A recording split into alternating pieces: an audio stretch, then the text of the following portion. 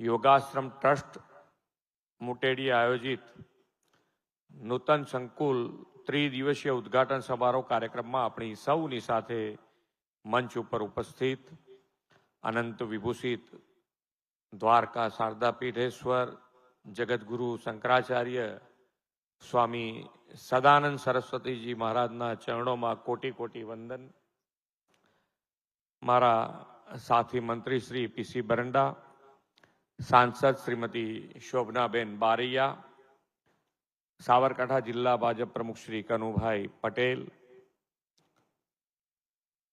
ભગવાન યાજ્ઞવલ્ક્ય વેદ તત્વજ્ઞાન યોગાશ્રમ ટ્રસ્ટના અધ્યક્ષ શ્રી નિરંજનભાઈ શુક્લ,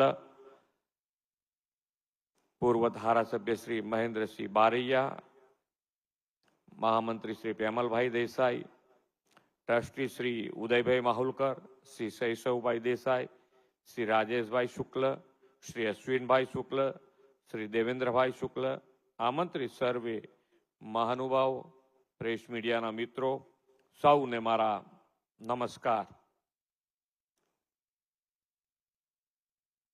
શ્રી ભગવાન યાજ્ઞવલ્ક્ય વેદ સંસ્કૃત મહાવિદ્યાલયના લોકાર્પણનો આ પાવન પ્રસંગ માત્ર એક સંસ્થા શરૂ થવાનો પ્રસંગ નથી, પરંતુ ભારતની અનાદિકાળથી ચાલી આવતી વૈદિક પરંપરા અને જ્ઞાન ગંગાને નવી દિશા આપવાનો પવિત્ર અવસર છે। વિશ્વ નેતા અને યશસ્વી વડાપ્રધાન શ્રી નરેન્દ્રભાઈ મોદી સાહેબે જ્યારથી દેશની ધુરા સંભાળી છે તે દિવસથી દેશની ધરોહર મજબૂત બની છે। આવું ગૌરવશાળી અને દ્રષ્ટિવંત નેતૃત્વ મળવાથી આપણા મૂળમાં જવાનું અને સંસ્કૃતિને સમજવાનું સરળ બન્યું છે। વડાપ્રધાન શ્રી મોદી સાહેબે રાષ્ટ્રીય શિક્ષણ નીતિમાં પણ આપણા યુવાનો કેવી રીતે ભારતીય સંસ્કૃતિના મૂળભૂત તત્વો સાથે જોડાય એ માટે પણ ખાસ ભાર આપ્યો છે।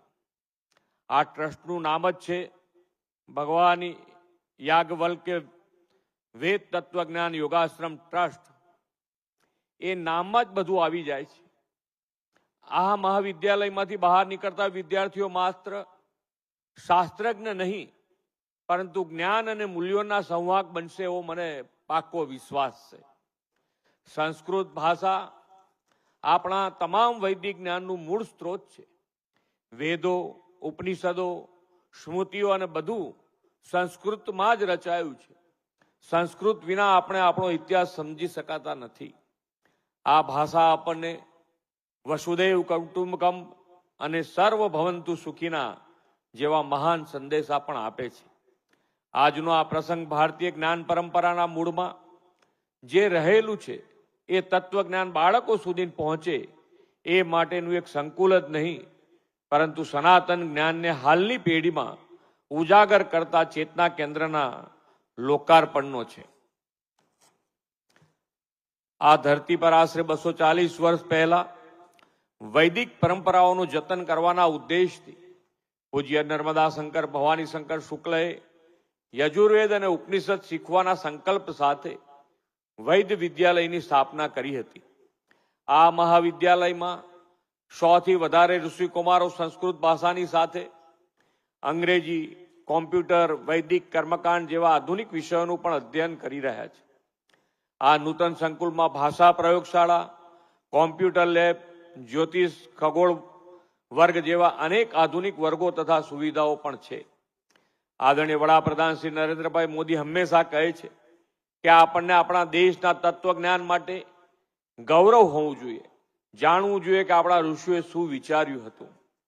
હવે ટેકનોલોજીની મદદથી આખી દુનિયાના વિદ્વાનો ભારતના વેદ અને ઉપનિષદ ભણી રહ્યા છે, ત્યારે આપણા બાળકો આ ક્ષેત્રમાં અજ્ઞાત ન રહે એ માટે જે પ્રયત્ન કરવામાં આવ્યા છે તે અદ્ભુત છે।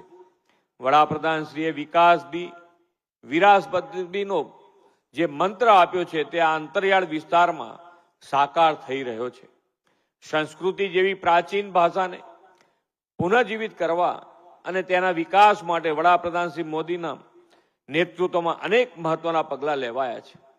તેમણે રાજ્યના મુખ્યમંત્રી તરીકે સોમનાથ સંસ્કૃત યુનિવર્સિટીની સ્થાપના કરી સંસ્કૃત ભાષાના સંવર્ધનને નવી દિશા આપી। તેમના જ નેતૃત્વમાં કેન્દ્ર સરકારે શરૂ કરેલા જ્ઞાન ભારતમ મિશનનો પ્રારંભ કર્યો છે અને આ મિશન હેઠળ પ્રાચીન હસ્તપ્રતોનું ડિજિટલાઇઝેશન કરવામાં આવી રહ્યું છે. ગુજરાત સરકારે પણ આદરણીય શ્રી મોદી સાહેબના નેતૃત્વમાં સંસ્કૃતના જતન અને વિકાસ માટે ગુજરાત રાજ્ય સંસ્કૃત બોર્ડની સ્થાપના કરી છે.